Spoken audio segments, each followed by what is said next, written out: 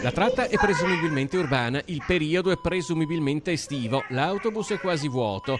Una passeggera che dall'accento pare originaria dell'Europa dell'Est fa osservare all'autista che sta correndo troppo. La reazione del conducente è, secondo un video diffuso dal Corriere del Veneto e che aveva iniziato a circolare anche tra gli autisti di Bus Italia, fino ad essere acquisito dai vertici aziendali, una sequela di insulti ed epiteti irripetibili che coinvolgono anche la donna seduta in fondo al bus, la quale, filmando la scena col cellulare, aveva invitato l'autista a moderare i termini. Io le ho chiesto di scegliere le parole, ci sono i bambini in autobus, di scegliere le parole. Il presidente di Bus Italia Veneto, Andrea Ragona, lo ha definito un comportamento gravissimo e inaccettabile. Durissimo anche il sindaco di Padova, Sergio Giordani, che ha invitato l'azienda a prendere provvedimenti seri, parlando anche di licenziamento. E in effetti il video è già stato, come detto, acquisito dai vertici di Bus Italia Veneto, proprio con l'obiettivo di risalire all'identità dell'autista.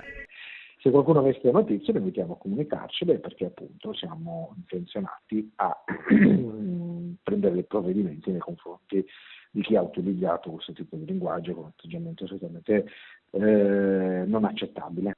Per quanto una persona magari possa essere affaticata e stressata sul posto di lavoro, debba comunque cercare di darsi un contegno, specie se si lavora a contatto con la cittadinanza. Insomma.